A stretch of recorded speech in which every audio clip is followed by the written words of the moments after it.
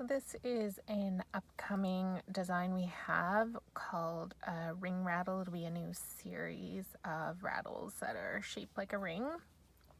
We also have just released a floaty design as well that has the ring closure, and we have a donut on the site that also has this. So this closure type will work for any of those designs. The design will stitch your circle and then stitch a smaller circle in the center. It only shows on one side though. So I like to pin my fabric together, and then I cut a slit through both layers. And then I just like to slit up into the circle. You don't have to worry too much about cutting those stitches because they will be inside your stuffy and hidden, but they're just a good guide for closing to get an even closing. So I went ahead and cut those all out so I have some room, and I will remove my pins.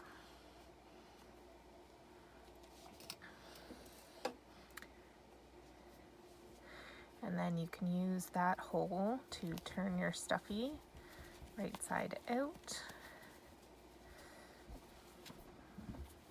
or rattle I should say. Turn your rattle right side out.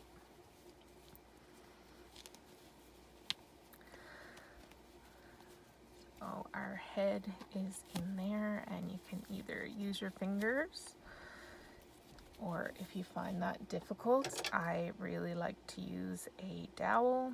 Some people like hemostats to just pop out any of those edges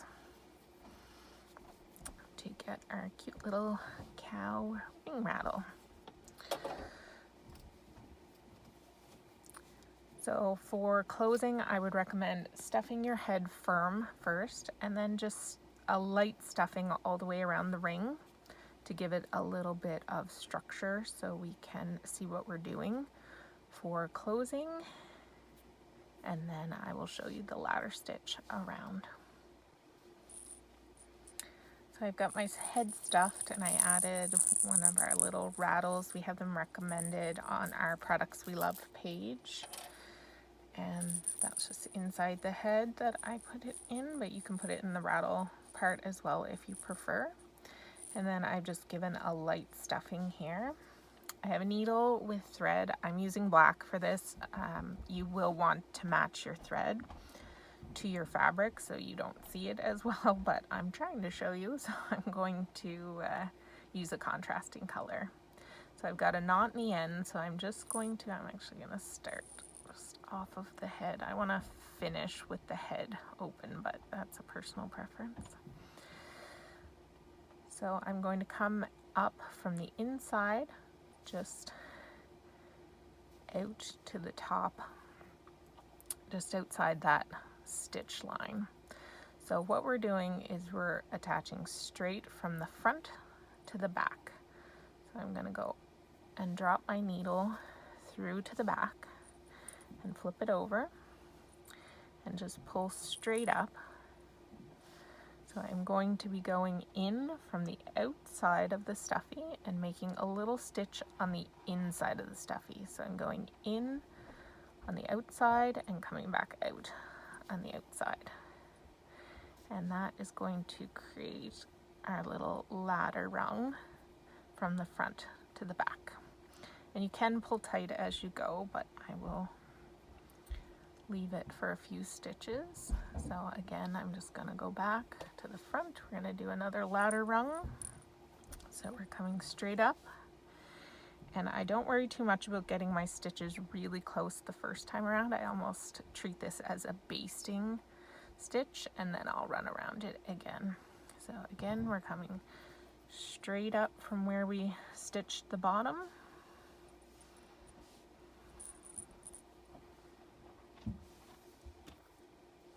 And taking a stitch into the outside and making the stitch inside our stuffy, so we're coming back out to the outside and pulling. You can see there's another little ladder rung there. So we're just going to continue doing that.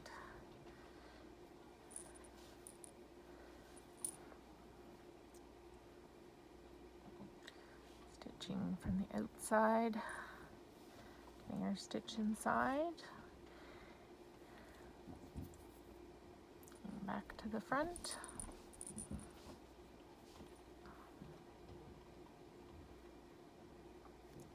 Coming from the inside, just outside that circle.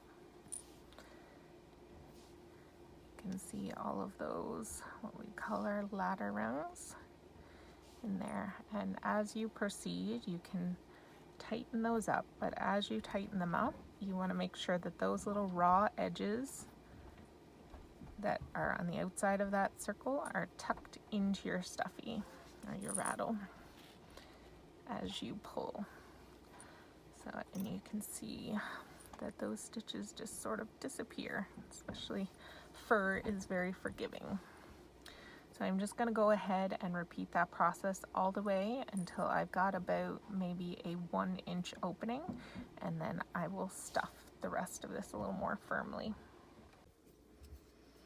So I've sewn most of the way. I just have a small amount left to do, so I've gone ahead and stuffed to my desired fullness on the ring. I like using these tweezers to sort of push in the stuffing to the areas that I want it, so that's a helpful tool there.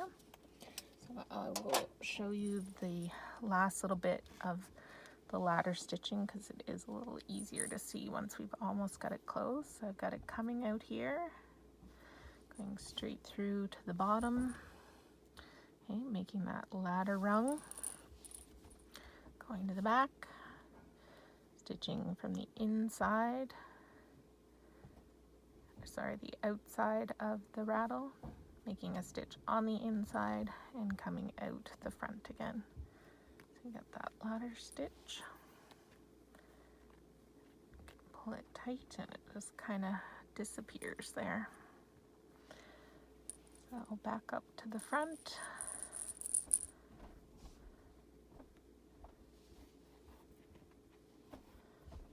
And straight up from the outside of that stitching line, make a little stitch on the inside, just tucking in those raw ends as we go. Back to the back. It's the same process over and over again. So just from the outside, make a little stitch on the inside. It's hard to show you, but there's those little stitches, and as you pull them tight, they just disappear into that rattle. So, again, I got a little bit of stuffing peeking out, so I can just use my long tweezers to get that back where I want it. So back down to the front, little stitch on the inside. Watch that stitch disappear. To the back.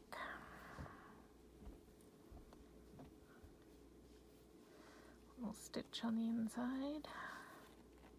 Oops. So we've gotten all the way back around to the beginning. So you can go around the circle one more time, which makes it a little easier because it's already closed.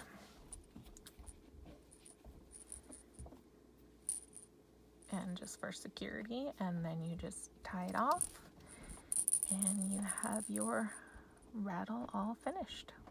So hopefully that will help, and let me know if you have any questions. Happy stitching!